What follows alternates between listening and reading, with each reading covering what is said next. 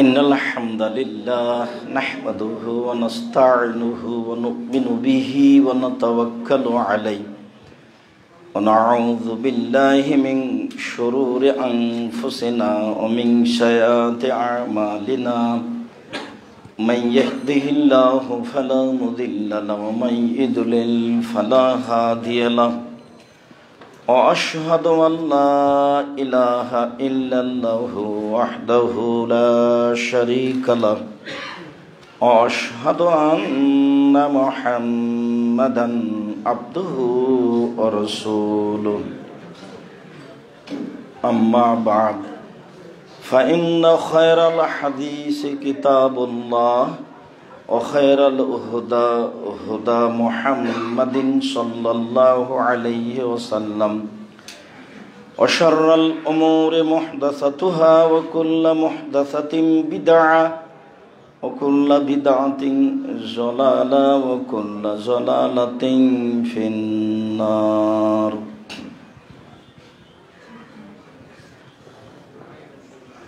أعوذ بالله من الشيطان الرجيم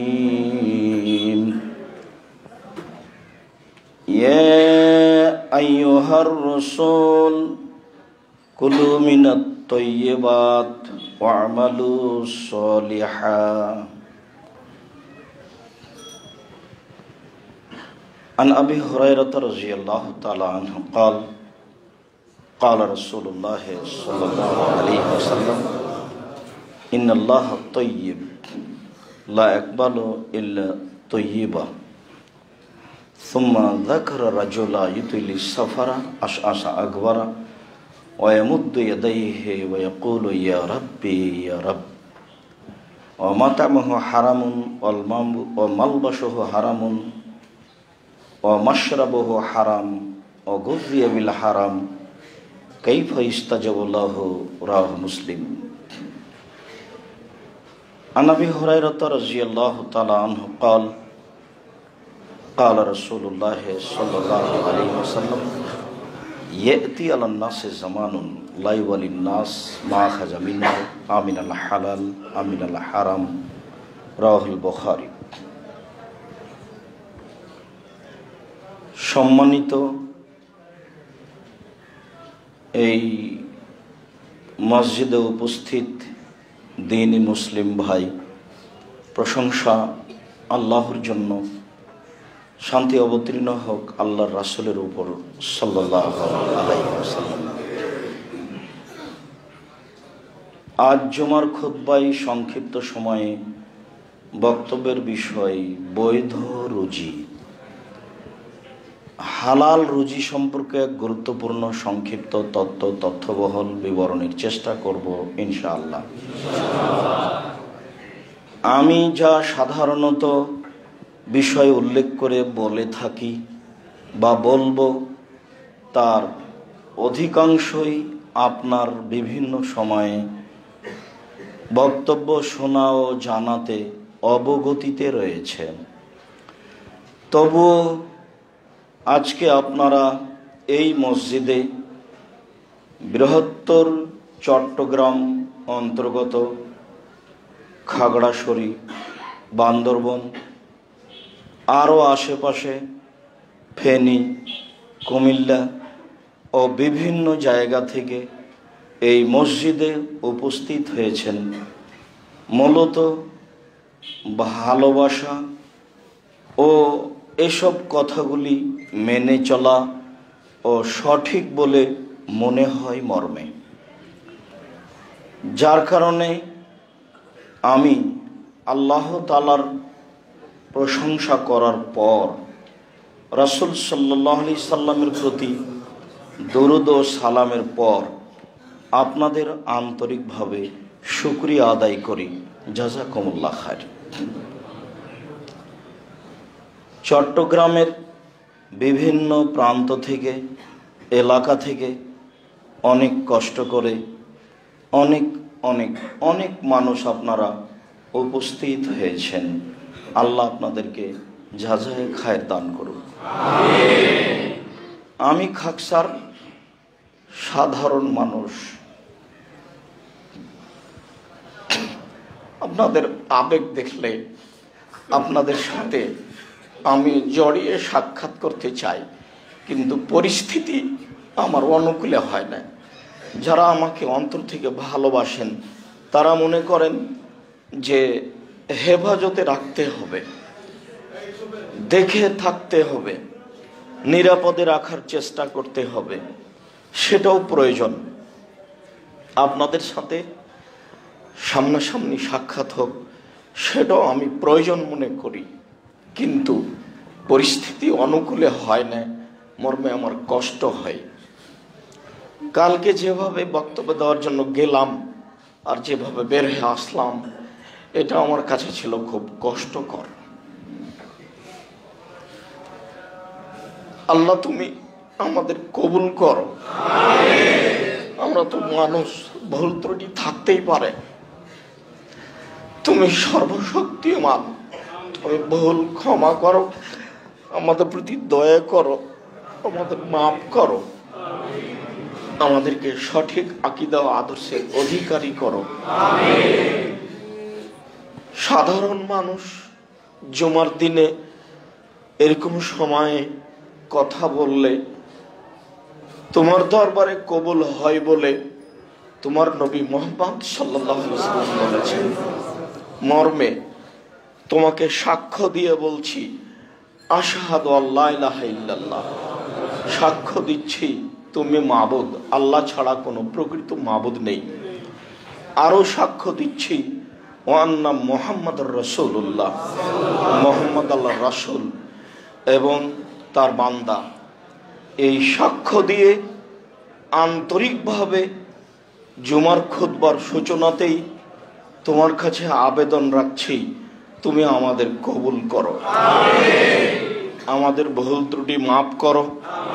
আর আমরা যে লক্ষ্য নিয়ে মাঠে নেমেছি, তুমি এই লক্ষ্য উদ্দেশ্য কবুল করো। তুমি সর্বশক্তিমান, তুমি সবকিছু করতে পারো। ফাআলুল লিমা ইউরিদ, তোমার ইচ্ছাই করা। তোমাকে কোনো কাজ করতে পরিকল্পনা করা লাগে না, কোনো শত্রু তোমাকে ঠেকাতে পারে না। তুমি আজিজ, পরাক্রমশালী, তুমি হাকিম, নতুনভাবে বুঝা লাগে না, তুমি বুঝেই করো। মর্মে আমরা সাধারণ মানুষ আবারও তোমার দরবারে বলছি, তুমি আমাদের কবুল করো। সম্মানিত দিনী ভাই, মানুষের জীবনে সবচেয়ে যেটা গুরুত্বপূর্ণ কাজ, মানুষের জীবনে আমার কাছে যে ভাঙাচোরা বিদ্যা আছে, সেই বিদ্যা দিয়ে যা বুঝি, তাতে এর চেয়ে আর কোনো গুরুত্বপূর্ণ কাজ মানুষের কাছে নেই। সেটা হলো 5 ওয়াক্ত ফরজ সালাত। ফরজ সালাতের চেয়ে মানুষের জীবনে আর কোনো গুরুত্বপূর্ণ কাজ আছে তা কোরআন হাদিস জানা অনুযায়ী বিবেচনাই বলে না। কেননা রাসূল সাল্লাল্লাহু আলাইহি সাল্লাম বলেন, মানুষের সব ইবাদত নির্ভর করে সালাতের উপরে। যদি মানুষের সালাত কবুল হয় তাহলে সব কবুল হবে। আমি একদিন ফকিরকে 10টা টাকা দিয়েছিলাম, আমি হয়তো ভুলে গেছি, কিন্তু নেকিটা আমার লেখা আছে। যদি আমার সালাত কবুল হয় তাহলে ওই নেকিটা আমার হারাবে না, সেদিন আমি পেয়ে যাব।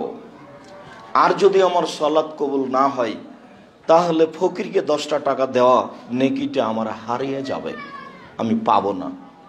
কেননা মানুষের সব ইবাদত নির্ভর করে তার সালাতের উপরে। ইবাদতের জগতে সবচেয়ে দামি ইবাদত সিয়াম, রোজা। সিয়ামের চেয়ে আল্লাহকে সন্তুষ্ট করার কোনো দামি ইবাদত নেই। সবচেয়ে যে মাধ্যমে ওকে সন্তুষ্ট করা যায় সেইটা হলো সিয়াম। যার কারণেই রাসূল সাল্লাল্লাহু আলাইহি সাল্লাম বলেছেন, আমি বৃহস্পতিবার আর সোমবার সিয়াম পালন করা ভালোবাসি। কেন?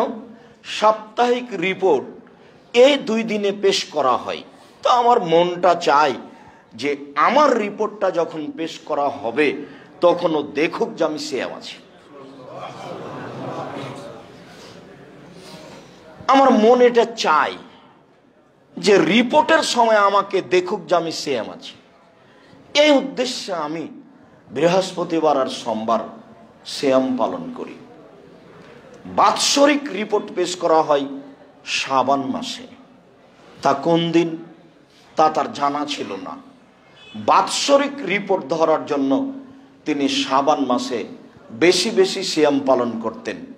সিয়াম যত দামি ইবাদত হোক না কেন, যদি সালাত না থাকে তাহলে বিচার মাঠে সিয়াম বাতিল বলে গণ্য হবে। বিভিন্ন দিনে বলেছি, ইবাদতের জগতে সবচেয়ে শক্তিশালী, ক্ষমতাধর, পাওয়ারফুল ভিন্ন ধরনের ইবাদত হলো দান। অবাক কাণ্ড ঘটাতে পারে। আল্লাহ আপনার উপরে ক্ষুব্ধ হয়ে আছেন, আপনাকে জাহান্নামে দিবেন, আপনি দান করেছেন, ঠান্ডা হয়ে গেছে। ক্ষমতাই ভিন্ন। আপনি দান করেছেন, মায়ের নামে মায়ের কবরের শাস্তি বন্ধ। দান পানি যেমন আগুনকে নিভিয়ে দিতে পারে, দান তেমন মানুষের পাপকে মিটিয়ে দিতে পারে। বিচারের মাঠে যতক্ষণ পর্যন্ত আপনার বিচার শেষ না হচ্ছে, যদি আপনি দান করে থাকেন তাহলে দানের ছায়াতলে থাকবেন। হাত্তা ইউজাবানান নাস, যতক্ষণ পর্যন্ত, যতদিন পর্যন্ত আপনার বিচার চলবে ততদিন আপনি আপনার দানের ছায়াতলে থাকবেন। এ কথা মুহাম্মদ সাল্লাল্লাহু আলাইহি সাল্লাম বলেন, আমি বলিনি। ইবাদতের জগতে শক্তিশালী, ক্ষমতাধর ভিন্ন ধরনের ইবাদত দান। এরপরেও যদি সালাত না থাকে তাহলে দান বিচারের মাঠে আপনার কাজে আসবে না, এটাও বাতিল বলে গণ্য হবে। এক ফোঁটা চোখের পানি আল্লাহর কাছে যত প্রিয়, ইবাদতের জগতে কোনো জিনিস তার কাছে তত প্রিয় নয়। রাসূল সাল্লাল্লাহু আলাইহি সাল্লাম বলেন, মান বাকা মিন খাশিয়াতিল্লাহ লা ইয়ালিজার রাজুলুন নারা বাকা মিন খাশিয়াতিল্লাহ হাত্তা ইয়ালিজাল লাবানু ফি দারে। গাভীর বাঁট ওলান থেকে দুধ বের করে ভিতরে ঢোকানো যায় না যেমন, আল্লাহর ভয়ে কাঁদে যে সে জাহান্নামে যাবে না তেমন। গাভীর বাঁট ওলান থেকে দুধ বের করে ভিতরে ঢোকানো যায় না যেমন, আল্লাহর ভয়ে কাঁদে যে সে জাহান্নামে যাবে না তেমন। আল্লাহর কাছে সবচেয়ে প্রিয় কাজ আল্লাহর ভয়ে এক ফোঁটা চোখের পানি। দিনরাত কান্নাকাটি করলাম, চোখের পানি ঝরল, কিন্তু সালাত বিচারের মাঠে কবুল হয়নি, তাহলে এই নেকিও বিচারের মাঠে বাতিল বলে গণ্য হবে। বলছিলাম, মানুষের জীবনে সবচেয়ে গুরুত্বপূর্ণ কাজ সালাত। এর চেয়ে মানুষের জীবনে কোনো গুরুত্বপূর্ণ কাজ নেই, সবটাকে এর পিছে আসতে হবে। মানুষের জীবনে দ্বিতীয় গুরুত্বপূর্ণ কাজ হলো বৈধ রুজি। বৈধ রুজির চেয়ে মানুষের জীবনে আর কোনো গুরুত্বপূর্ণ কাজ আছে বলে আমি যেভাবে ভাঙাচোরা কোরআন হাদিস বুঝি তাতে বিবেচনায় আসে না। সব মারা গেল শেষে, বৈধ রুজি না থাকার কারণে সালাত আদায় করেছিলাম সেটাও গেল, সালাত দিয়ে যা টিকে থাকতো সেটাও গেল। তাহলে বৈধ রুজি মানুষের জীবনে সবচেয়ে গুরুত্বপূর্ণ কাজ। এরপরে আমি বলি যে যারা মাদ্রাসা গড়ছে তাদেরকে গড়ার সুযোগ দেন। যারা ব্যবসা বাণিজ্য করছেন তারা এমনভাবে ব্যবসা বাণিজ্য করেন যে মনে মনে ভাববেন চট্টগ্রাম শহরে আমার চেয়ে যেন কোনো বড় ব্যবসায়ী কেউ না থাকে। পয়সা ইনকাম আপনাকে করতেই হবে, কারো বাহাদুরি চলে না পয়সা ছাড়া।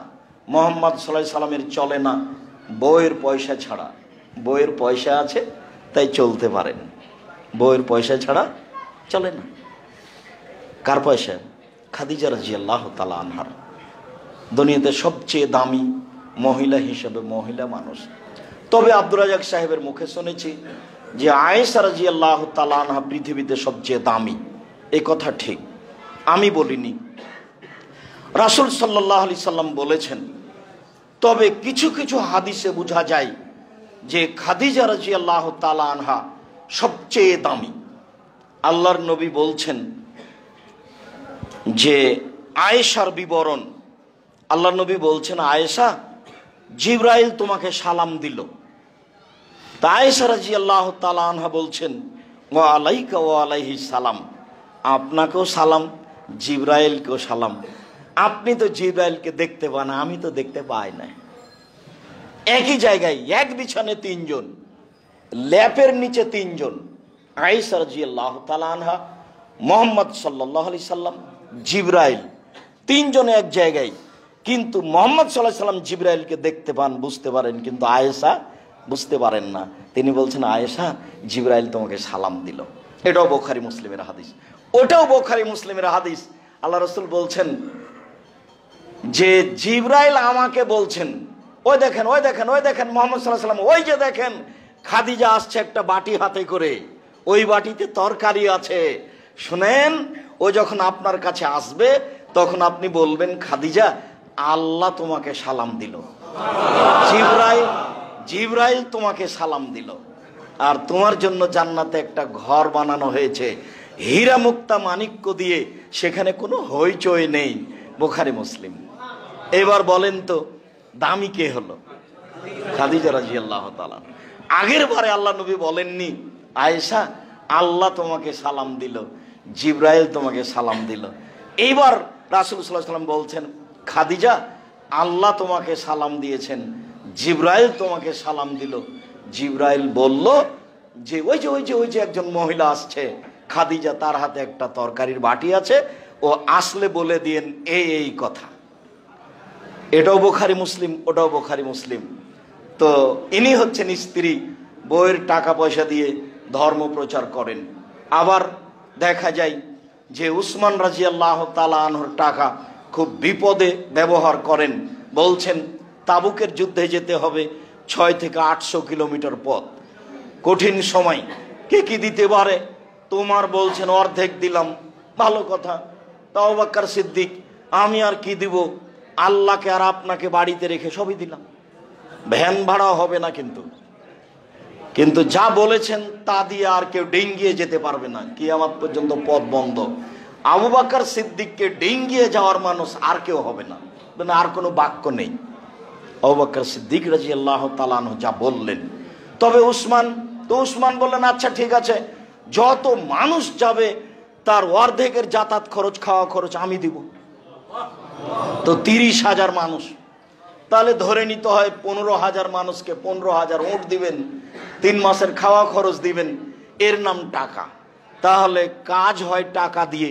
মুহাম্মদ সাল্লাল্লাহু আলাইহি সাল্লাম দাওয়াত দিলেন আর টাকা দিলেন উসমান রাদিয়াল্লাহু তাআলা আনহু। রাসূল সাল্লাল্লাহু আলাইহি সাল্লামের চলে না টাকা ছাড়া, টাকা ইনকাম করতে হবে বৈধ পন্থায়, অনেক, যেই টাকা দিয়ে দিনের কাজ করতে হবে, এ কথাই ঠিক। ইবাদতের জগতে গুরুত্বপূর্ণ ইবাদত দান, রুজি বেশি উপার্জন করার চেষ্টা করতে হবে বৈধ পন্থায়। নিজে উপকৃত হব, ছেলে মেয়ে উপকৃত হবে, দ্বীনি প্রতিষ্ঠান সঠিক আকীদা আদর্শ উপকৃত হবে, মর্মে টাকা থেকে ফিরে আসার কোনো পথ নেই। চিন্তা ভাবনা দিনরাত এটাই করতে হবে, বৈধ রুজি। সম্মানিত মসজিদের মুসল্লি, আমাকে দেখতে পান আর না পান, কিছুক্ষণ ধৈর্যের পরিচয় দিবেন, কেউ কথা বলবেন না, কষ্ট হবে, এ কথাই ঠিক। বসার জায়গা নেই, দাঁড়ানোর জায়গা নেই, সেখানে সুবিধা ভোগ করব, এটা হয় না। খুব কষ্ট করে হলেও মুখে না বলে একজন আর একজনকে মান্য করে মেনে নিয়ে একটু ধৈর্যের পরিচয় দেন। আল্লাহ আপনাদের কবুল করুক, আল্লাহুম্মা আমিন। মহান আল্লাহ বলেন, ইয়া আইয়ুহার রাসূল কুলু মিনাত তাইয়্যিবাত, পৃথিবীর নবী রাসূলগণ আপনারা বৈধ খান, ওয়া আমালু সলেহা, আর আপনারা বৈধ আমল করেন, সৎ আমল করেন। অত্র আয়াতে আল্লাহ তাআলা দুইটা আদেশ করেছেন।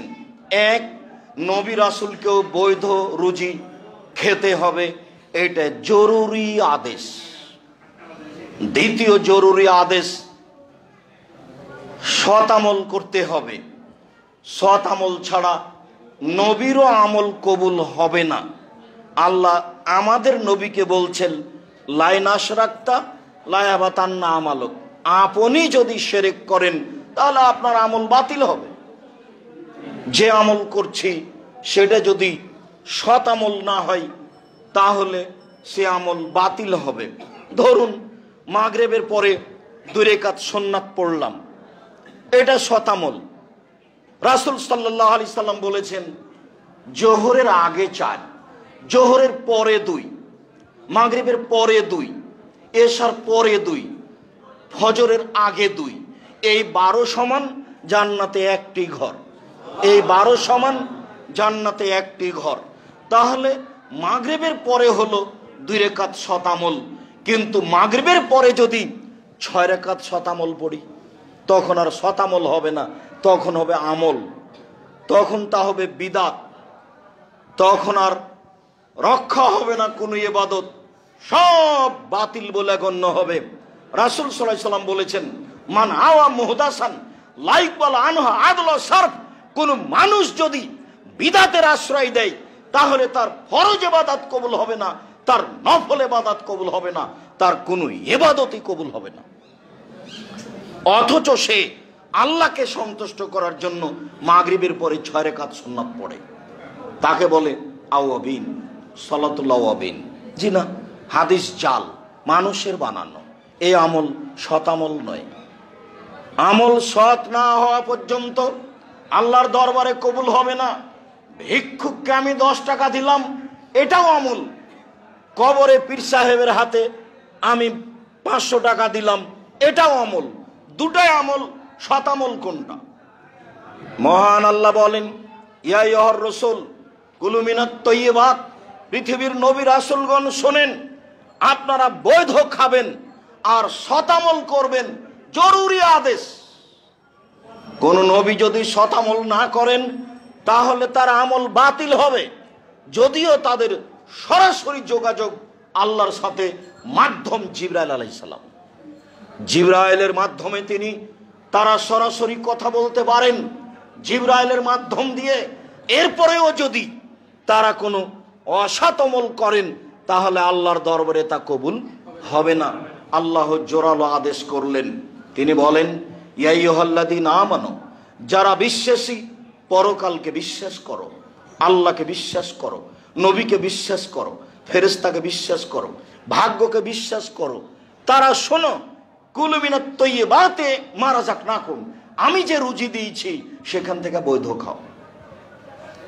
আমি রুজি দিলেই তুমি খাবা এই কথা নয়, সেটা তোমার জন্য বৈধ হতে হবে।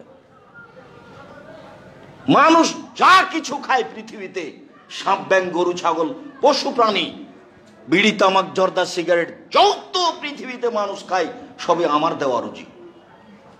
তবে তোমরা যেটা খাবা সেটা বৈধ হতে হবে। যারা পরকালকে বিশ্বাস করো, আমি তোমাদেরকে আদেশ করলাম। আয়াতে বোঝা যায় মানুষকে সতামল করতে হবে, বৈধ রুজি খেতে হবে। আবু হুরায়রা রাদিয়াল্লাহু তাআলা আনহু বলেন, রাসূল সাল্লাল্লাহু আলাইহি ওয়াসাল্লাম বললেন, ইন্নাল্লাহ তাইয়্যিব, আল্লাহ হলেন পবিত্র, লা ইয়াকবালু ইল্লা তাইয়্যিবা, আল্লাহ বৈধ পবিত্র ছাড়া কবুল করেন না। এই পর্যন্ত বলার পরে কবুল করেন না মর্মে একটা উদাহরণ দিচ্ছেন আল্লাহর নবী। সুমা যাকারা রাজুলা, তারপর তিনি একটা লোকের কথা বলেন, ইতিলি সাফারা, যে লোকটা লম্বা সফরে রয়েছে, আশা আশা আকবারা, মাথার চুলগুলি এলোমেলো হয়ে গেছে, ঠিক মতো গোসল করেনি, ঠিক মতো চিরুনি করেনি, চুল এলোমেলো, বিপদে পড়েছে। ওয়ায়ামুদ্দু ইয়াদাইহি, আল্লাহর দরবারে হাত তুলে প্রার্থনা করে বলছে, রব্বি, হে আমার প্রতিপালক, আমি বিপদগ্রস্ত। রাসূল সাল্লাল্লাহু আলাইহি সাল্লাম বলেন, মাতামুহু হারাম, তার খাদ্য আছে হারাম, মাশরাবুহু হারাম, তার পানি আছে হারাম, মালবাসুহু হারাম, তার পোশাক হারাম, অগজিয়া বিল হারাম, তার জীবিকা নির্বাহ হারাম, আন্না ইস্তাজাবু লাহু, তার দোয়া কি করে কবুল হতে পারে? মুসলিম বিবরণে বোঝা যায় তার দোয়া কবুল হবে না। প্রথম কথা, লোকটা মুসাফির, যারা সফরে থাকে তাদের দোয়া আল্লাহর দরবারে কবুল হয়। দ্বিতীয় কথা, লোকটা বিপদগ্রস্ত। বিপদগ্রস্ত লোক যখন আল্লাহকে কোনো কথা বলেন তখন তার কথা আল্লাহ মেনে নেন। তৃতীয়, লোকটা হাত তুলে দোয়া করছে। মানুষ যখন হাত তুলে দোয়া করে তখন খালি হাত ফিরিয়ে দিতে আল্লাহ লজ্জা পান। লোকটা আমার কাছে হাত তুলে কথা বলে, আমি কেমনে ফিরিয়ে দিই? যাও, আমি তোমার হাত ফিরিয়ে দিলাম না, তুমি যা চাচ্ছ সেটাই দিয়ে দিলাম। সর্বশক্তিমান আল্লাহ আলা কুল্লি শাইইন কাদির, তিনি সব কিছু করতে পারেন, পরাক্রমশালী, আজিজ, কাদির, সত্তা বলেন। মানুষ যখন হাত তুলে দোয়া করে আমি তার খালি হাত ফিরিয়ে দিতে লজ্জা পাই। বুখারী মুসলিমে প্রায় হাত তুলে দোয়া করার হাদিস রয়েছে 36টি। আইনে রাসূল সাল্লাল্লাহু আলাইহি সাল্লাম দোয়া অধ্যায় বইয়ে প্রায় ধারাবাহিকভাবে 40টি হাদিস পেশ করা হয়েছে হাত তুলে দোয়া করা। 16টি স্থান উল্লেখ করা হয়েছে। উল্লেখযোগ্য স্থান, ইব্রাহিম আলাইহিস সালাম আহাল পরিবারের জন্য হাত তুলে দোয়া করলেন। তিনি বললেন, আল্লাহুম্মা ইন্নী আসকানতু মিন যুররিয়াতি বিওয়াদিন গায়রি যি দারিন ইনদা বাইতিকাল মুহাররাম। আল্লাহ, তোমার আদেশে আমার পরিবারের কিছু অংশকে তোমার কাবা ঘরের পাশে এমন এক জায়গায় রেখে দিলাম যেখানে মানুষজন তো নেই, ঘাস পাতাও নেই। একটু আগে তার স্ত্রী বললেন, তিনি আগে আগে হাঁটছেন, স্ত্রী পিছনে পিছনে হাঁটছেন। পিছন থেকে বলছেন, আইনা তাযহাব ইব্রাহিম, ইব্রাহিম কোথায় যাচ্ছেন?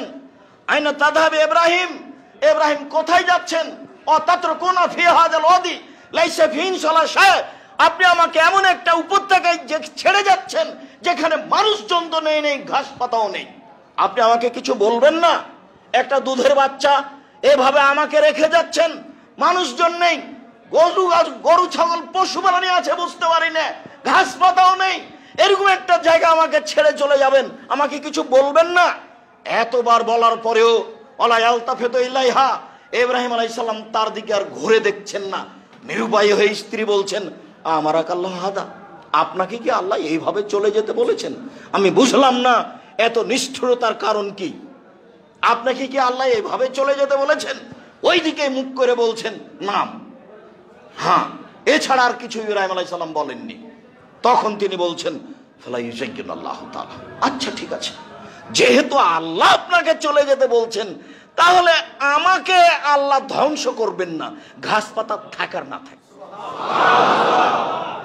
যিনি আপনাকে চলে যেতে বলেছেন তারই জিম্মেদারিতে আমি আছি। ঘাস পাতা না থাকলে কি হবে?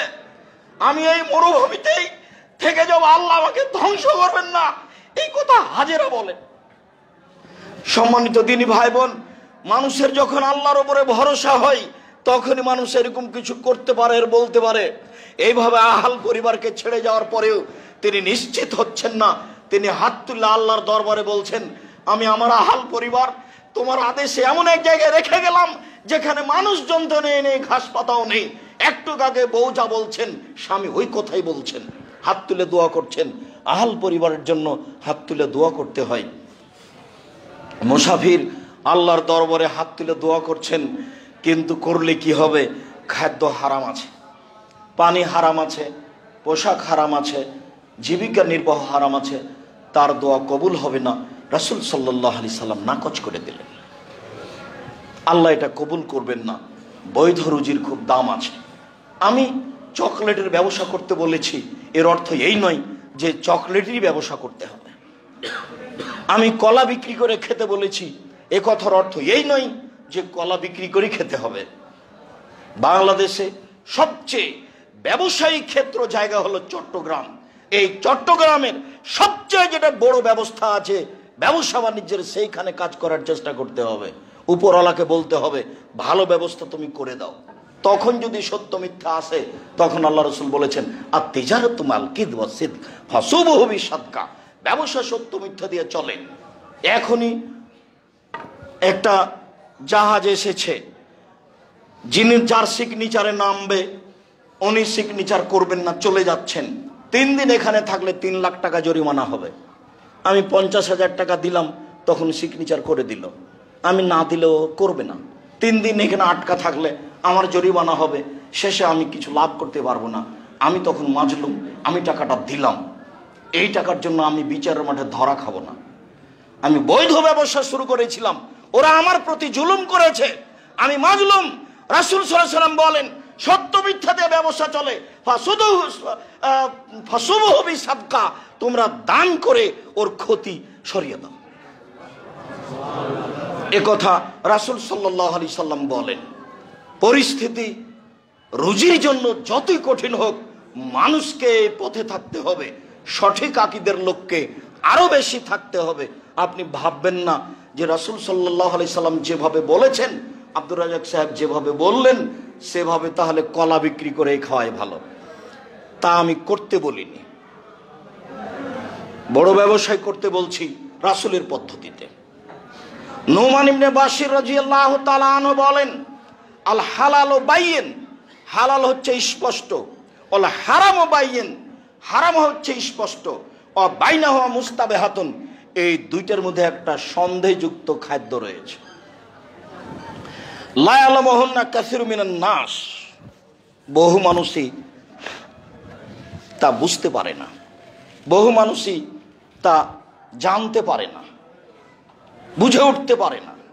সন্দেহযুক্ত ব্যবসা, সন্দেহযুক্ত খাদ্য। ফামান ইত্তাকা মিনা শুবহাতে ইস্তাবরালে দীনিহি ওয়া ইরজিহি, যে সন্দেহ থেকে নিজেকে বাঁচাতে পারলো, ব্যবসা বাণিজ্য চাকরি বাকরিকে বাঁচাতে পারলো, সে তার দিনকে পরিপূর্ণ করে নিল। ওমান ওয়াকাফি শুবহাতে ওয়াকাফিল হারামে, যেই সন্দেহের মধ্যে পড়ে গেল সে হারামের মধ্যে পড়ে গেল।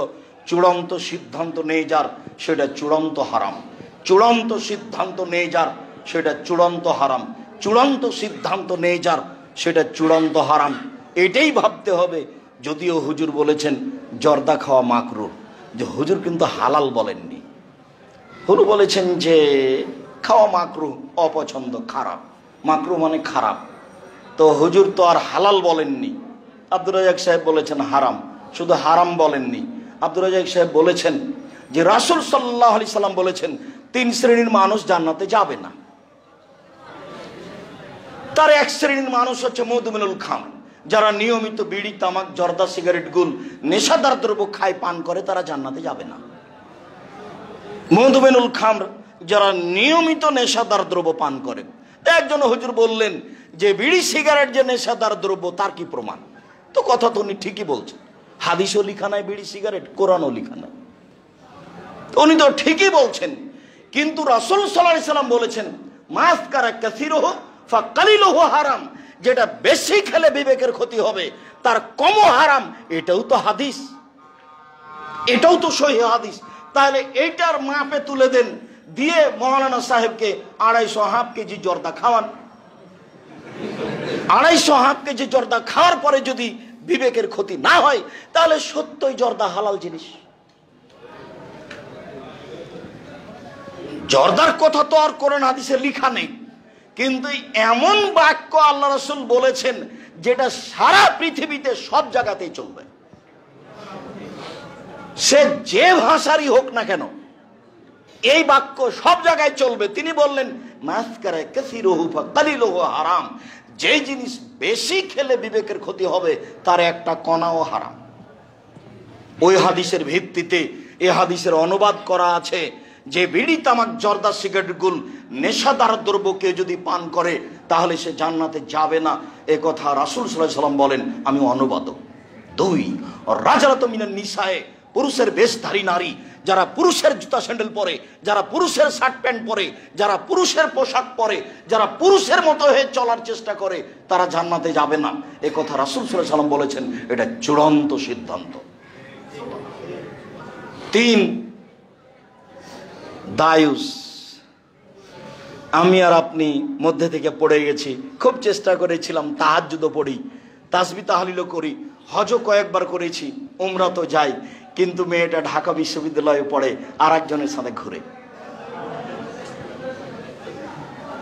যার বাড়িতে পরিবারে বেহায়াই আছে সে হলো দায়ুস। দায়ুসের তর্জমা রাসূল সাল্লাল্লাহু আলাইহি ওয়াসাল্লাম বলেন আল্লাযী ইউকিরু ফি আহলি আল খাবাসা, যে তার বাড়িতে বেহায়াইর সুযোগ দিয়েছে সে হলো দায়ুস। এই তিন শ্রেণীর মানুষ জান্নাতে যাবে না মর্মে সন্দেহ থেকে বেঁচে থাকার জন্য অনুরোধ জানাচ্ছি। বিড়ি, তামাক, জর্দা, সিগারেট সন্দেহযুক্ত হলেও চূড়ান্ত হারাম, আর যদি স্পষ্ট হালাল হয় হারাম হয় তাহলে তো কোনো কথাই নেই। আমি আব্দুর রাজ্জাক বিন ইউসুফ ওই হাদিসের ভিত্তিতে একে চূড়ান্ত হারাম বলেই ফতোয়া দিয়ে আসছি। আল্লাহ তুমি সঠিক বুঝে আমল করার তৌফিক দান করো। আল্লাহুম্মা সাল্লি আলাইহি আল্লাহুম্মা বারিক আলাইহি।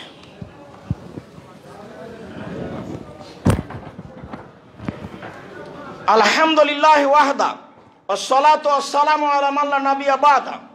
অত্র হাদিসের পরের অংশে রাসূল সাল্লাল্লাহু আলাইহি সাল্লাম বললেন, পৃথিবীর মানুষ শুনে রেখো,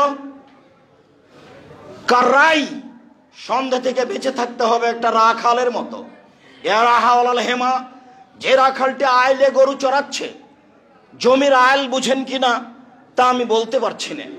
যে লোকটি আইলে গরু চড়াচ্ছে ইউসেক সম্ভাবনা রয়েছে আয়ের তাফিহে গরুতে ধানে মুখ দিতে পারে। আমি গরু দুটা ধরে আছি, আইলের উপরে দাঁড়িয়ে আছি, তো কোনো সময় ঘাস খেতে খেতে ধানে মুখ দিয়ে দিতেও পারে। যেহেতু সন্দেহ আছে কাজে আমি আইলে গরু চড়াবো না। যেহেতু সন্দেহ আছে কাজে আমি এই ব্যবসা করব না। যেহেতু সন্দেহ আছে কাজে আমি এই চাকরি করব না। যেহেতু সন্দেহ আছে কাজে আমি এখানে থাকবো না। শোনো, কারাই সন্দেহ থেকে বেঁচে থাকতে হবে একটা রাখালের মতো। যে রাখালকে ঘোষণা দেওয়া হয়েছে তুমি এখানে গরু চড়াতে পাবা না, ইউসেক সম্ভাবনা রয়েছে আয়ের তাফিয়ে গরুতে ধানে মুখ দিতে পারে।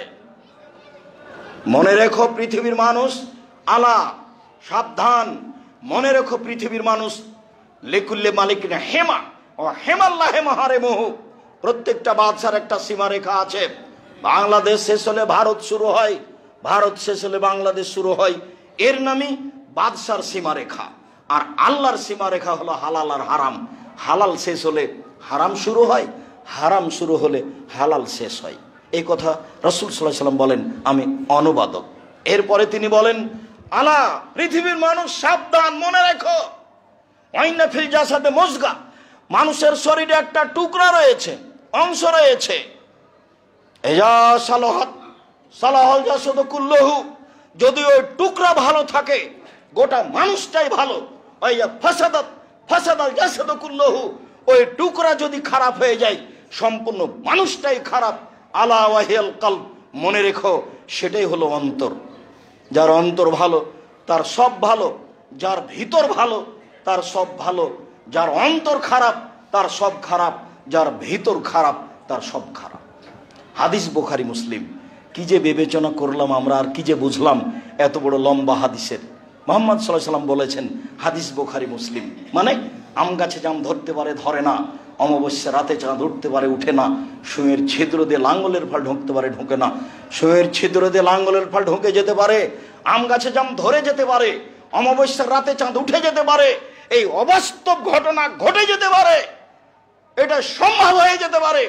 এর পরেও আমি যা বললাম এতে সন্দেহ আছে বলে কিয়ামত পর্যন্ত যদি মানুষ চেষ্টা করে তো সরিষা ঢোকাতে পারবে না। এর নাম বুখারী মুসলিম। আমি কোনোদিনই আমার নিজের বক্তব্য নিয়ে এই কথা বলিনি। যারা বিরোধিতা করে কথা বলে থাকে তারা আমার কথা বুঝতে পারেনি। আমি যখন বলেছি বুখারী মুসলিম তখন বলেছি এই কথা, আর যখন বুখারী মুসলিম বলিনি তখন আমি বলেছি আমিও মানুষ, যদি কোনো জায়গায় ভুল থাকে তদন্ত করে যদি দেখা যায় ভুল হয়েছে তাহলে আমিও ছেড়ে দিতে বাধ্য থাকব। তবে সহজে বিরোধিতা করার চেষ্টা করিয়েন না। কিছুই দেখলেন না আর আপনি লেগে গেলেন। আমি 20 বছর থেকে ফতোয়ায় লিখি, আমি 30 বছর থেকে দেখে কথা বলার চেষ্টা করি। 90 সাল থেকে আমি মাঠে আছি, দীর্ঘ 90 সাল থেকে না আজ পর্যন্ত আমি জাতির সামনে একটা অপ্রয়োজনীয় বাক্য বলার চেষ্টা করিনি। আমি কোনোদিন কারো বদনাম করিনি, এ আলেমের কথা চলবে, এ আলেম সে, আমি কোনোদিন মাযহাবের কথা বলিনি। আমার এই 30 বছরের বক্তব্যে কোনো মাযহাবের কথা নেই, আমি কাউকে ঘৃণা করে কোনোদিন কথা বলিনি। তবে আমাকে যখন জিজ্ঞাসা করা হয়েছে মাযহাব মানা যাবে কিনা, তখন আমি বলেছি আপনি যে মাযহাব মানেন ভালো কথা মানেন, কিন্তু বিচারের মাঠে যদি আল্লাহ ইমাম আবু হানিফা রাহিমাহুল্লাহকে বলেন যে আপনি কি কাউকে বলেছিলেন যে আমাকে মেনে চলেন, তখন যদি ইমাম আবু হানিফা রাহিমাহুল্লাহ বলেন না না না না না আমি কাউকে মানতে বলিনি, তখন আপনার কি হবে? আমি জিজ্ঞাসার উত্তরে এক কথা বলেছি। আমি বলেছি রাসূল সাল্লাল্লাহু আলাইহি ওয়াসাল্লাম বললেন বাল্লিগু আন্নী ওয়ালা আয়া, পৃথিবীর মানুষ তোমাদের একটা কথা জানা থাকলে অন্যকে বলো, জরুরি আদেশ। বাম হাতে একটা লোক চা পান করছে, দেখলে আপনাকে বাধা দিতে হবে, এটা জরুরি আদেশ। ওয়াহাদিসুন বানি ইসরাইল ওয়ালা হারাজ, বানি ইসরাইলের কাহিনী বলো, কোনো দোষ নেই, ভালো কথা। আল্লাহর নবী আমাদেরকে দাওয়াত দিতে বললেন, 3 নম্বর বাক্যে বলছেন ওমান কাযাবা আলাইয়া মুতাআম্মিদান ফালিয়াতাবাওয়া মাকাদাহু মিনান নার, কেউ যদি কোনো কথা আমার নামে বলে তাহলে তার থাকার জায়গায় জাহান্নাম। উনি নিজেই বললেন যে আমার একটা কথা জানা থাকলে অন্যকে বলো, উনি নিজেই বললেন বানি ইসরাইলের কাহিনী বলো। উনি আবার বলছেন যে কেউ যদি কোনো কথা আমার নামে বলে, সেই কথা যদি আমার না হয় তাহলে তার থাকার জায়গায় জাহান্নাম। তখন আমি বলেছি আল্লাহুম্মা সাল্লি আলা সাইয়্যিদিনা মাওলানা নাবিয়ানা মুহাম্মদ। আমি বলতে নিষেধ করিনি, আমি বলেছি এই দুরূদ যদি নবীর না হয় তাহলে আপনার কি হবে? তো আপনি মানুষকে বলার আগে এটা চূড়ান্ত করেন যে এটা নবীর, তারপরে আপনি বলেন। আবু হুরায়রা রাদিয়াল্লাহু তাআলা আনহু বলেন নবী করিম সাল্লাল্লাহু আলাইহি সাল্লাম বলেছেন আল্লাহুম্মা সাল্লি আলা সাইয়্যিদিনা মাওলানা নাবিয়ানা মুহাম্মদ। আবু দাউদ, হাদিসে তো হাদিস সহিহ বললেই তো হলো। আর যদি না হয় তাহলে আপনার কি হবে, এইটা আমার কথা, আপনি বলেন। দিন রাত মানুষ করুক বলুক, বিচার তো একদিন হবেই, বিচার তো হবে একদিন। সেদিন বড় জুব্বা দিয়ে কোনো কাজ করতে পারবে না সে। টুপি যত দামি হোক, জুব্বা যত দামি হোক, পাগড়ি যত দামি হোক না কেন, সেদিন টিকে থাকার মতো কোনো মানুষের ক্ষমতা থাকবে না। কোনো ব্যক্তিকে দেখে বিচার হবে না। ফেরাউনের হাত পিছন দিকে বাঁধা থাকবে, কেউ খুলতে পারবে না। রানী এলিজাবেথের হাত পিছন দিকে বাঁধা থাকবে, ইন্দিরা গান্ধীর হাত পিছন দিকে বাঁধা থাকবে, কারো বাবার ক্ষমতা নেই হাত খুলে দিতে পারে। তার নাম বিচারের মাঠ। আলিয়াউমা লা তামলিকু নাফসুন লিনাফসিন শাইআ ওয়াল আমরু ইয়াওমাইযিন লিল্লাহ। আজ কোনো মানুষের কোনো উপকার করতে পারবে না, একচ্ছত্র মালিকের আমার হাতে। আইনাল জাব্বার আইনাল মুতাকাব্বির, স্বৈরাচারী, স্বেচ্ছাচারী, অহংকারী, বদমেজাজরা কোথায়? আনা মালিকুল আমলাক, আমি হচ্ছে রাজাধিরাজ। আজ তো আপনি বুঝতে পারছেন না যে বিচারের মাঠে আল্লাহ কত শক্ত হয়ে আসবেন, কত কঠিন হয়ে আসবেন। কাজেই আপনার অত দুশ্চিন্তা ভোগ করার কিছু নেই যে সবাই তো দেখছে এরকম করছে, ভুল পথে আছে বলে মনে হচ্ছে, তাহলে আর বিচার কি হবে? জি না, বিচার হবেই। আর সবাকে ভুল পথে দিকে নিরাশা হবেন না। ইব্রাহিম আলাইহিস সালাম বলছেন দেখো আমি কিন্তু বলে দিয়েছি তুমি আমার বোন, ফলে তুকাযযিবি বিহাদিসি, দেখো সারা তুমি আমাকে মিথ্যুক প্রমাণ করো না। আমি কিন্তু বলে দিয়েছি আন্নাকে উখতি, তুমি আমার বোন। এখন তোমাকে যদি জিজ্ঞাসা করে যে এইটাকে, তুমি যদি বলো আমার স্বামী, তাহলে তুমি মিথ্যুক হয়ে যাব।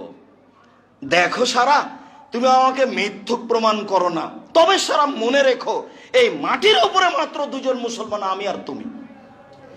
এই হিসাবে আমরা ভাই বোন তো বটে। তো তুমি আমাকে মিথ্যুক প্রমাণ করো না। সারা পৃথিবীতে মানুষ হিসেবে দামি মানুষ বলতে হয়, কেননা বিচারের যখন জিবরাইল আলাইহিস সালাম নিয়ে গেলেন আমাদের নবী মুহাম্মদ সাল্লাল্লাহু আলাইহি সাল্লামকে সপ্তম আকাশের উপরে, প্রথম আকাশে গিয়েই জিবরাইল বলছেন হুয়া আদম হুয়া আবুকা ফাসসালিম আলাইহি, মুহাম্মদ ইনি আপনার বাপ, আপনি তাকে সালাম দেন। তখন আমাদের নবী একটু আগে বলছেন আসসালামু আলাইকুম ইয়া আবি, আব্বা আপনাকে সালাম।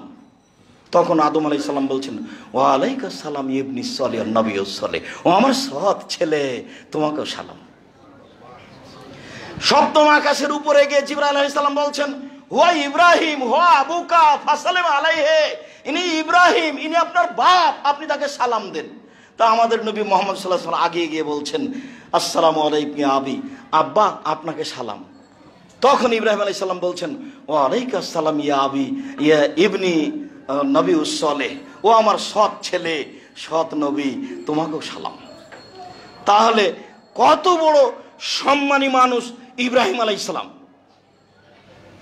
কত বড় সম্মানী মানুষ ইব্রাহিম আলাইহিস সালাম।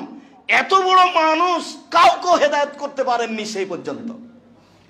বলছেন যে সারা মাত্র 2 জন মুসলমান। আপনাকে কি বলতে চাচ্ছি বুঝতে পেরেছেন? তার মানে তার একজন দিয়ে চলে, শুধু বউ দিয়ে চলে, আর আপনার এত লোক আছে তবুও চলে না। আপনি এত নিরাশা হতে যাচ্ছেন কেন? যে সবাই যে ভুল পথে, তো এইভাবে আমি আর একাই ঠিক পথে থেকে কি হবে? আব্দুর রাজ্জাক সাহেব যেভাবে বলছেন তাতে শুধু আমি ঠিক পথে আছি, আর তো কাউকে দেখি না, তো নিরাশা হবেন কেন? এত বড় মানুষ, বউয়ের উপরে সন্তোষ, একজন তো আছে, দেখো তুমি আর আমি, আর কেউ নেই, নিরাশা হবেন না।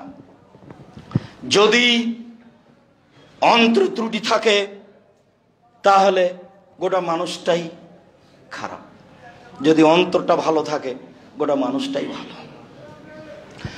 আবু হুরায়রা রাদিয়াল্লাহু তাআলা আনহু বলেন, রাসূল সাল্লাল্লাহু আলাইহি সাল্লাম বলেছেন, ইয়াতি আল্লাহর নাসে জামানুন, অচিরে মানুষের উপর একটা সময় চলে আসছে, লা ইউবালিন নাস, মানুষ পরোয়া করবে না পয়সা উপার্জন করতে, ব্যবসা বাণিজ্য করতে, চাকরি বাকরি করতে, আমিনাল হালাল আমিনাল হারাম, এইটা কি বৈধ, এইটা কি অবৈধ, এটা মানুষ বিবেচনা করবে না।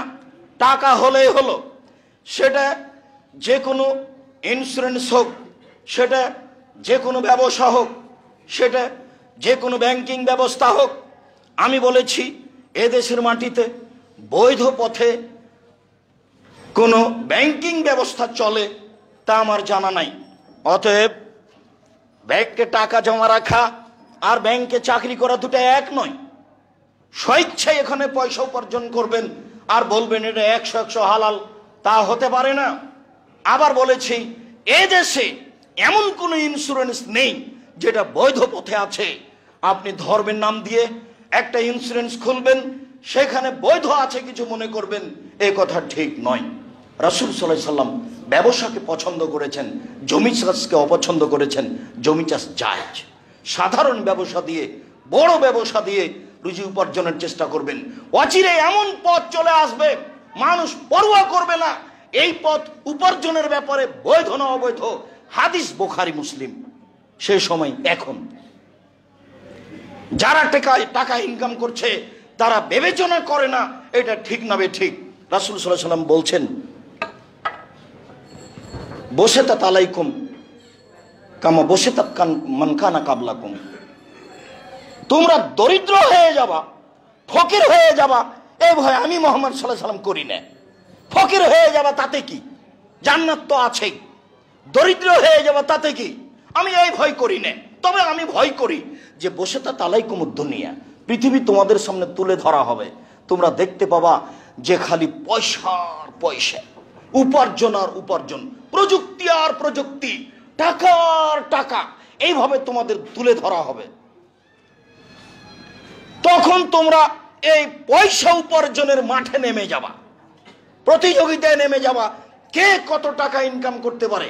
বসেতাত আলাইকুমুদ দুনিয়া, প্রযুক্তি তোমাদের সামনে তুলে ধরা হবে, তখন তোমরা দেখতে পাবা টাকা আর টাকা, পয়সা আর পয়সা, প্রযুক্তি আর প্রযুক্তি, ব্যবসা আর ব্যবসা, কত টাকার পথ।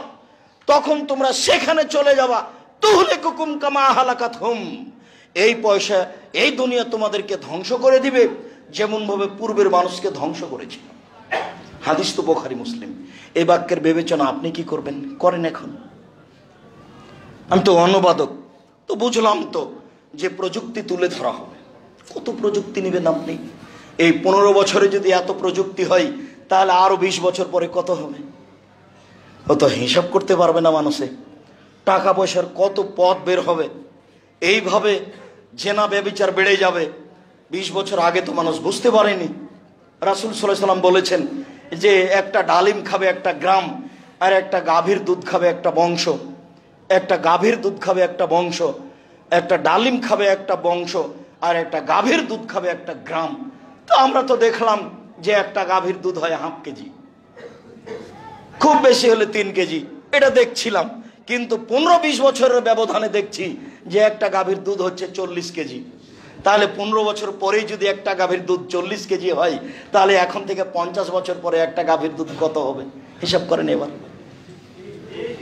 রাসূল সাল্লাল্লাহু আলাইহি সাল্লাম বলছেন যে একটা ডালিম খাবে একটা বংশ, আর একটা গাভীর দুধ খাবে একটা গ্রাম। মানুষজন হিসাব করলেন না কত বড় হতে পারে। 15-20 বছর পূর্বে একটা ডালিম দেখা যেত 100 টাকা, 100, আর এখন দেখা যাচ্ছে স্বাভাবিক ডালিমের ওজন 1 কেজি। তাহলে 50 বছর পরে ডালিম কত হবে? তাহলে বোঝা যাচ্ছে যে মানুষের পয়সা কত বাড়বে, তাহলে প্রযুক্তি কত বাড়বে। তখন তোমাদের কি হবে এইটা আমার ভয়, তখন তোমাদের কি হবে এইটা আমার ভয়। রাসূল সাল্লাল্লাহু আলাইহি সাল্লাম বলছেন, দেখো আমার জীবনে বড় ভয় আমার উম্মতের উপরে এক আইম্মাতা মুজিল্লিন, ভ্রান্ত হুজুর, হুজুর ভ্রান্ত হবে, এটা আমার ভয়। এবারে নগদ ফতোয়া দিচ্ছে যে তাবিজ বিক্রি করে খাওয়া যাবে। কোরআন মাজিদ খুলে দেখাচ্ছে, এ দেখেন আল্লাহ বলছে ভোট দিতে হবে, খুলে কোরআন মাজিদ পড়ে দেখাচ্ছে, বলছে এ দেখেন বুখারী মুসলিমের হাদিস মিলাদ করা যাবে। রাসূল সাল্লাল্লাহু আলাইহি সাল্লাম বলছেন আমার জীবনে 3টা বড় ভয়, তার 1 নাম্বার ভয় হচ্ছে আইম্মাতা মুজিল্লিন, ভ্রান্ত হুজুর। 2 সাতালতাহিক উম্মতি বিল মুশরিকিন, আমার উম্মত হিন্দুদের সাথে মিশে যাবে, এইটা আমার ভয়। গান বাজনা বাদ্যযন্ত্র হিন্দুদের কাজ। 20 বছর পূর্বে আপনাদের গ্রাম থেকে পাশের গ্রামে হিন্দুদের বিবাহ হতো, তখন খুব বাজনা বাজতো, দৌড়িয়ে যেতেন দেখতে। আপনার মনে আছে মনে হয়, থাকার কথা না, আমরাও তো দৌড়িয়ে গেছি, পাশের গ্রামে হিন্দু ছিল, বাজনা বাজছে। তো এখন দেখি সব দোকানে বাজনা বাজে, সব ঘরে বাজনা বাজে। একটা চট্টগ্রাম শহরে 10 তলা বাড়ি আছে, তার ঘর আছে 300টা রুম আছে, তার মধ্যে প্রায় 250টাতে বাজনা বাজে। রাসূল সাল্লাল্লাহু আলাইহি সাল্লাম বলছেন আমার ভয় আমার উম্মত হিন্দুদের সাথে মিশে যাবে। রাসূল সাল্লাল্লাহু আলাইহি সাল্লাম বলছেন আমার উম্মত হিন্দুদের সাথে মিশে যাবে। এটা কি? হিন্দুদের বাড়িতে আছে পুতুল, হিন্দুদের বাড়িতে আছে মূর্তি, আর আপনার সব ঘরই আছে সাজানো আছে কাঁকড়া, সাজানো আছে পুতুল। আপনার টয়লেটে ঢুকে দেখলাম যে পুতুল আছে, তো টয়লেটে পুতুল রেখেছেন কেন? ওটা কি? ওটা কি দিয়ে আপনি কি বোঝাতে চাচ্ছেন? ওটা টয়লেটে পুতুল কেন? আপনার অ্যালবামে আপনার বাপের ছবি সুন্দর করে সাজানো আছে। আপনাকে আমি বলেছি মনে আছে, সবচেয়ে নিকৃষ্ট ছেলে ওই যে বাপের ছবিকে সুন্দর করে বেঁধে সাজিয়ে রেখেছে। সবচেয়ে ভালো ভদ্র শিক্ষিত ছেলে ওই যে বাপকে কবর দিয়ে এসে বাড়িতে যে পাসপোর্ট সাইজের ছবিটা ছিল হজ করা, সেটাকেও ছিঁড়ে ফেলে দিয়ে আল্লাহর দরবারে হাত তুলে বলছে, আল্লাহ আমার বাপ তো মানুষ ছিলেন, কোনো যদি ভুল ত্রুটি থাকে তুমি মাফ করো। আমি তোর উত্তরসূরি হিসেবে তার বাড়ি জমি জায়গা অর্থ সম্পদ ভোগ করছি, আমি তোমার দরবারে বলছি হাত তুলে তুমি আমার বাপকে মাফ করো। এ হলো সবচেয়ে ভালো ছেলে। কিন্তু বাপের ছবিটা সাজিয়ে রাখলো, সেই কি সবচেয়ে ভালো ছেলে? আমার জীবনে বড় ভয় আমার উম্মত হিন্দুদের সাথে মিশে যাবে। 3 ও 7 আবদ কাবাইলু মুম্মাতিল আওসান, আমার উম্মত মূর্তি পূজা করবে, এটা আমার ভয়। অবাক কথা, আমরা মূর্তি পূজা করব মানে মূর্তি ভাঙার জন্য জন্ম নিয়েছি, মূর্তি পূজা করবে আবার কি কথা? মুহাম্মদ সাল্লাল্লাহু আলাইহি সাল্লাম বলেন আমার উম্মত মূর্তি পূজা করবে, এটা আমার ভয়। আমার বাড়িতে আমার ঘরে আমি মূর্তিকে সম্মান করি, পূজা করি, এ আবার কোন কথা?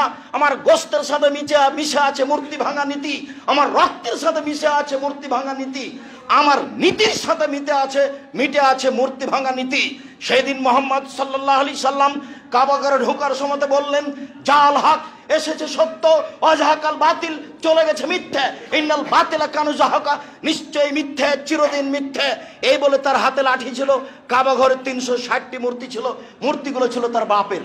মূর্তিগুলো তার বাপের মানে মূর্তিগুলো ছিল ইসমাইল এবং ইব্রাহিমের। তো বাপই তো, একটু আগে তো বললেন, জিবরাইল বলছেন এটা আপনার বাপ, আপনি তাকে সালাম দেন। তাহলে ইব্রাহিম আলাইহিস সালাম আমাদের নবীর আব্বা, আমাদের নবীর বাপ। জিবরাইল বলছেন এবং মুহাম্মদ সাল্লাল্লাহু আলাইহি ওয়াসাল্লাম নিজে বলছেন যে আব্বা আপনাকে সালাম। বুঝতে পারেননি কথা?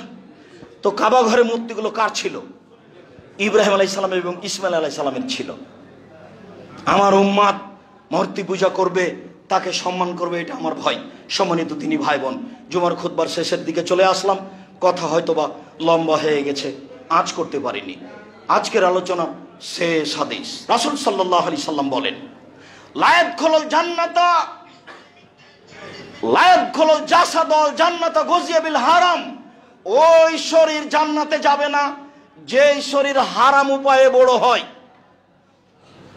জাবের রাদিয়াল্লাহু তাআলা আনহু বলেন, কুল্লু লাহমিন নাবাতা মিনাস সুহতি কানাতিন নার আওলা বিহি। যেই শরীর হারাম উপায়ে বাড়ে সেই শরীর জান্নাতে যাবে না। 350 টাকা দিয়ে আইসক্রিম কিনে মেয়েকে খাওয়ানোর চেষ্টা করবেন না অবৈধ পয়সা দিয়ে। 1000 টাকা দামের আইসক্রিম কিনে মেয়েকে খাওয়ান যখন পয়সা বৈধ। বাজারের সবচেয়ে বড় দামি মাছ আপনি কিনেন যখন পয়সা বৈধ। পয়সা বৈধ আছে, বাজারের সবচেয়ে বড় মাছটা কিনলেন না, তখন আপনি কৃপণ। আপনি গরিব মানুষ, ভ্যান চালক, কখনো রুই মাছ কিনতে যায়েন না, পুঁটির মাছ কিনবেন, নইলে আপনি হবেন অহংকারী, তখন আবার জান্নাত হবে না। ওটাই যেমন এটাও তেমন। মুহাম্মদ সাল্লাল্লাহু আলাইহি সাল্লামের কথা নীতির উপরে আছে। মানুষ যে নীতিতে সফলতা অর্জন করবে সেই নীতি মুহাম্মদ সাল্লাল্লাহু আলাইহি সাল্লামের নীতি। অতএব ওই শরীরদের জন্য জাহান্নাম যথেষ্ট যে শরীর হারাম উপায়ে বড় হয়। সম্মানিত দিনী ভাই, আজকের আলোচনার শেষ কথা, জরুরি কথা। এই মসজিদটির অধীনে একটি মাদ্রাসা আছে, মাদ্রাসা আবু বকর রাদিয়াল্লাহু তাআলা আনহু। মাদ্রাসাটিকে স্মরণে রাখবেন, দোয়া করবেন, সেখানে সাহায্য সহযোগিতা করবেন। দ্বিতীয় জরুরি কথা, আপনাদের প্রাণের প্রতিষ্ঠান, আপনাদের অন্তরের প্রতিষ্ঠান, আপনাদের ভালোবাসার প্রতিষ্ঠান জামিয়া সালাফিয়া। আপাতত জামিয়া সালাফিয়া ডাঙ্গিপাড়া পবা রাজশাহী, জামিয়া সালাফিয়া রূপগঞ্জ নারায়ণগঞ্জ ঢাকা, এই দুইটি প্রতিষ্ঠান চলমান রয়েছে। এই দুইটি প্রতিষ্ঠানে প্রায় 3 থেকে 3,500 ছেলে মেয়ে পড়াশোনা করে। শিক্ষক শিক্ষিকা অন্যান্য স্থান মিলে প্রায় 18 লক্ষ টাকা বেতন লাগে। প্রতিষ্ঠানটি বরিশালে অচিরেই হবে বলে আশা করছি ইনশাল্লাহ। কাজ প্রায় শেষের দিকে। প্রতিষ্ঠানটি দিনাজপুরে হবে বলে আশা করছি, কাজ প্রায় শেষের দিকে। ভাবছিলাম সেদিন কবে আসবে যেদিন চট্টগ্রামেও জামিয়া সালাফিয়া তৈরি হবে। সে আজকে এসেছি, আলোচনা চলছে, জানি না আপনাদের সিদ্ধান্ত কখন নেমে আসবে জামিয়া সালাফিয়ার ওপরে। আমার পক্ষ থেকে, আমি খাকসার সাধারণ মানুষ, জাতির তেমন কোনো উপকার করতে পারি না, তবে জাতিকে বলে যাচ্ছি, আল্লাহ জামিয়া সালাফিয়াকে তুমি কবুল করো। আমার মনে বড় সাধ, এদেশের মাটিতে আমি উন্নত মানের প্রতিষ্ঠান গড়তে চাই যার নাম জামিয়া সালাফিয়া, যেখানে ছেলে মেয়েরা উন্নত মানের বাংলা, ইংরেজি, আরবি শিক্ষা অর্জন করে জাতির অন্যায়ের বিরুদ্ধে লড়বে মুখে কলমে মিডিয়ায়। এই স্বাদ নিয়ে চলছি। আল্লাহ তুমি সর্বশক্তিমান, যদি আমাদের কোনো ভুল ত্রুটি থাকে তাহলে তুমি সেটা মাফ করো এবং আমাদের সংশোধন করে জামিয়া সালাফিকে তুমি কবুল করো এবং ওই পথে ওর সুবিধার জন্য তুমি আমাদেরকে নিয়ে যাও। জামিয়া সালাফিয়ার জন্য আন্তরিকভাবে পৃথিবীর সকল দিনী ভাই বোনকে, আপনাদেরকে, চট্টগ্রামের মহিলা পুরুষ দিনী ভাই বোনকে জামিয়া সালাফিয়ার জন্য দোয়া করতে বলছি। যদি উপরে কবুল হয়ে যায় তাহলে সহজ, আর যদি উপরে একটু নড়চড় হয়ে যায় সারা পৃথিবী জুড়ে এর কোনো সুবিধা করতে পারবে না। এই জন্য সকল দিনী ভাই বোনকে জামিয়া সালাফিয়ার জন্য আন্তরিকভাবে দোয়া করার জন্য অনুরোধ জানাচ্ছি। জামিয়া সালাফিয়ার সাথে একটা মুখপত্র, যেটা আমার জীবনের সবচেয়ে গুরুত্বপূর্ণ কাজ, সেটা হলো মাসিক আল ইতেসাম পত্রিকা। সমস্ত বাঙালিকে, আপনাদেরকে মাসিক আল ইতেসাম পত্রিকা সংগ্রহ করতে হবে, যার সাথে আছে 10 জন মুফতি, বড় বড় আলেম, যার সাথে আছে গবেষণাগার, যে ফতোয়া বৈঠকে আমি সবকে নিয়ে প্রতি মাসে একদিন বসি, চূড়ান্ত সঠিকটা বের করার চেষ্টা করি। আমার ভাঙাচোরা বিদ্যা অনুযায়ী, আমার বুঝে এদেশের মাটিতে বাংলা ভাষায় সবচেয়ে ভালো মানের পত্রিকা মাসিক আল ইতেসাম পত্রিকা।